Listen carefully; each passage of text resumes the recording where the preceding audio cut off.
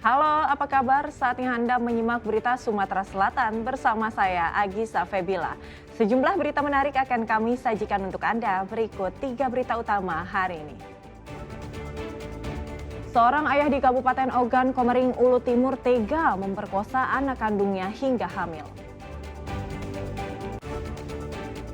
Seorang petugas damkar nyaris pingsan saat padamkan kebakaran hebat. Ulat-ulat kecil di dalam paket makan bergizi gratis ditemukan lagi di salah satu SD negeri Kayu Agung, Kabupaten Ogan, Komering Ilir.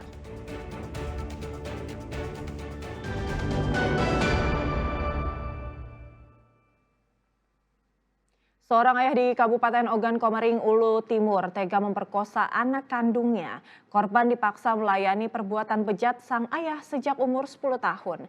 Kini korban sudah berusia 19 tahun yang tengah hamil. Kau nyesal apa enggak? Penyesalan besar kan. Kabar kehamilan tak selalu jadi kabar yang mengembirakan bagi keluarga. Apalagi kehamilan seorang putri akibat perbuatan bejat sang ayah. Ya, pria berinisial SR ini adalah seorang ayah yang menghamili putri kandungnya berusia 19 tahun. Mirisnya pemerkosaan ayah pada putrinya ini sudah dilakukan selama 9 tahun. Kini sang ayah harus mempertanggungjawabkan perbuatannya di Mapolres Ogan Komering Ulu Timur. Perbuatan itu dilakukan tersangka saat sang istri tidak berada di rumah. Korban tidak dapat berbuat banyak karena mendapat ancaman dari tersangka. Saat ini pelaku diancam dengan pidana pasal 81 ayat 1, 2, dan 3 tentang perlindungan anak dengan ancaman hukuman maksimal 15 tahun penjara. Baik, ini kejadian tersebut terjadi menurut keterangan dari pelaku sering nonton video porno sehingga pelaku pun ada niat melakukan hubungan terhadap anaknya sendiri. Perbuatan pria berusia 40 tahun itu baru terbongkar setelah sang istri curiga dengan kondisi perut anaknya yang terus membesar.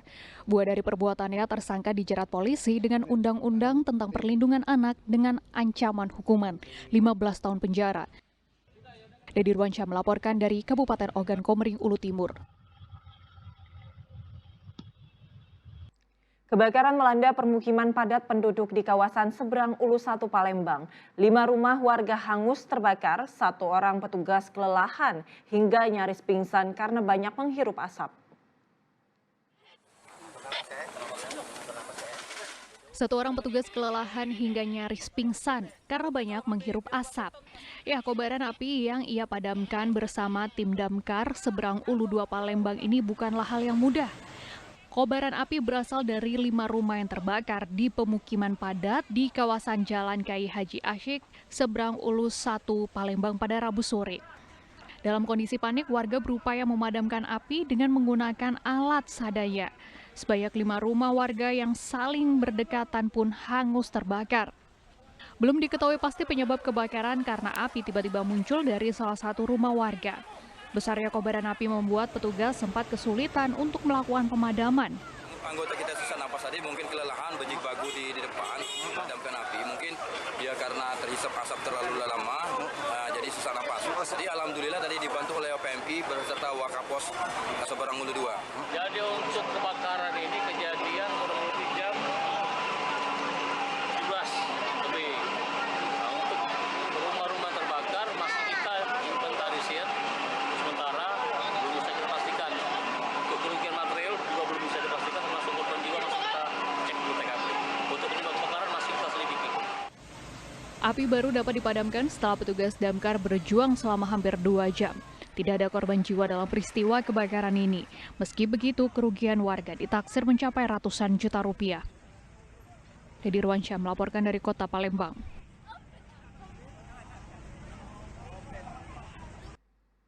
Diduga akibat korsleting kabel pengisi daya ponsel, 6 rumah di pemukiman padat penduduk Kota Palembang ludes terbakar.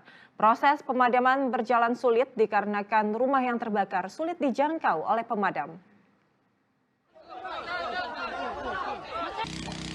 Kobaran api dan kepulan asap hitam membumbung tinggi saat membakar sejumlah rumah di Lorong Khotib, Kecamatan Ilir Barat 2, Kota Palembang pada Rabu sore. Api dengan cepat meluas membakar 6 rumah yang berada di pemukiman padat penduduk. Proses pemadaman berjalan sulit lantaran rumah yang terbakar hanya bisa diakses jalan setapak, sedangkan ramainya warga yang ingin melihat menghalangi kerja dari petugas pemadam kebakaran. Warga sekitar pun panik, berusaha mengevakuasi barang-barang di rumahnya untuk dikeluarkan. Hingga berselang 1 jam api dapat dikendalikan. Sementara beberapa rumah hanya terdampak.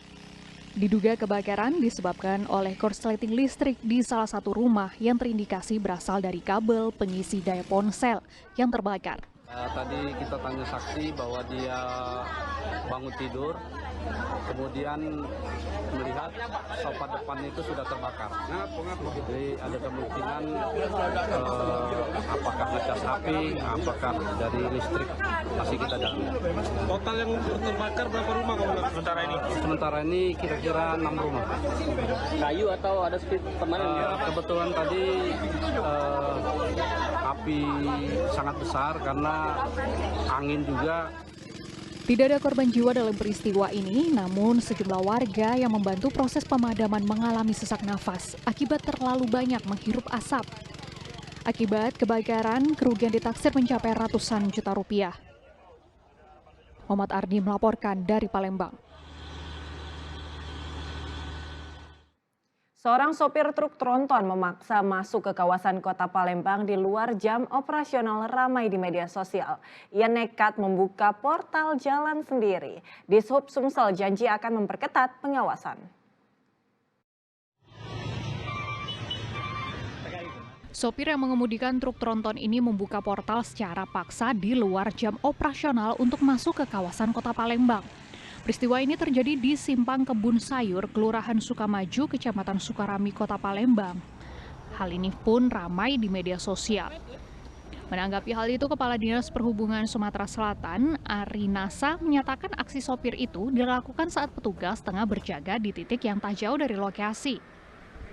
Namun tidak dipungkiri, sopir memanfaatkan kelengahan petugas untuk membuka portal.